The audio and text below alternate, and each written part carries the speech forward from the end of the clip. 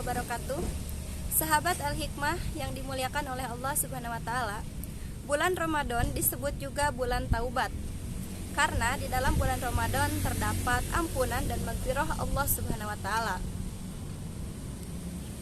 Ada dua ekstrim orang-orang yang berdosa. Ekstrim yang pertama adalah orang-orang yang berdosa terlalu banyak, tetapi ia merasa dirinya tidak pantas untuk bertaubat sehingga ia merasa putus asa dari rahmat Allah. Ekstrim yang kedua adalah orang-orang yang berbuat dosa kecil sehingga ia menyepelekan dosanya dan tidak mau bertaubatan nasuha. Sebagai contoh di ekstrim yang pertama, di dalam sebuah kisah ada seorang laki-laki yang telah membunuh 99 orang nyawa. Kemudian ia mendatangi seorang ahli ibadah dengan niat untuk bertaubat. Lalu kata seorang ahli ibadah tersebut, ia tidak akan diampuni dosanya. Kemudian karena merasa putus asa, dibunuhlah seorang ahli ibadah tersebut sehingga genaplah ia telah membunuh 100 orang nyawa. Namun dalam hatinya ia mempunyai keinginan baik untuk bertaubat kepada Allah. Lalu kemudian ia mencari seorang alim yang bisa ia tanyakan. Kemudian ia juga bertanya hal yang sama. Apakah saya bisa bertaubat dan taubat saya bisa diterima setelah saya membunuh 100 orang? Kata orang alim tersebut, jawabannya adalah taubatnya bisa diterima. Seperti apa sih caranya? Caranya, ia harus hijrah dari tempat yang ia tempati ke tempat yang sesuai dengan yang akan ia jalani, yaitu untuk melakukan taubatan nasuha.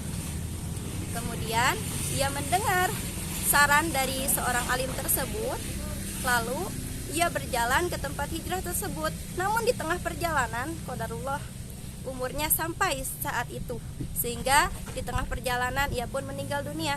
Akhirnya datanglah kedua malaikat, yaitu malaikat rahmat dan malaikat azab.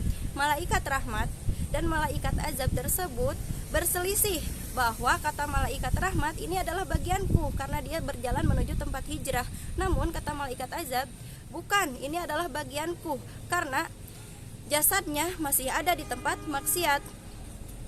Setelah itu Allah memberikan jalan keluar dengan mendatangkan salah seorang malaikat. Kata malaikat yang diutus oleh Allah, coba ukurlah jarak antara tempat hijrah dan tempat maksiatnya, maka dari sanalah kamu yang berhak atas urusan ini. Lalu setelah diukur, qadarullah, ternyata jarak dari tempat hijrah itu lebih dekat ke tempat hijrahnya daripada jaraknya ke tempat maksiat. Dan alhamdulillah, akhirnya malaikat rahmat yang dapat mengurus ruhnya.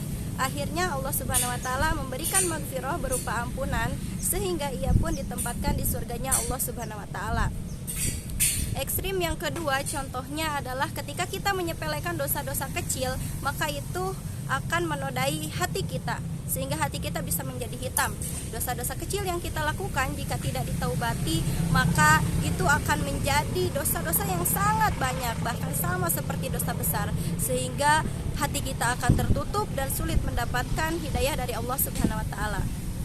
Hadirin sahabat Al-Hikmah yang dimuliakan oleh Allah, di bulan Ramadan ini marilah kita tingkatkan taubatan kita, taubat nasuha, bertaubat dan jangan pernah mengulangi kesalahan yang sama sehingga kita mendapatkan maghfirah, ampunan dari Allah Subhanahu wa taala. Semoga bermanfaat. Wassalamualaikum warahmatullahi wabarakatuh.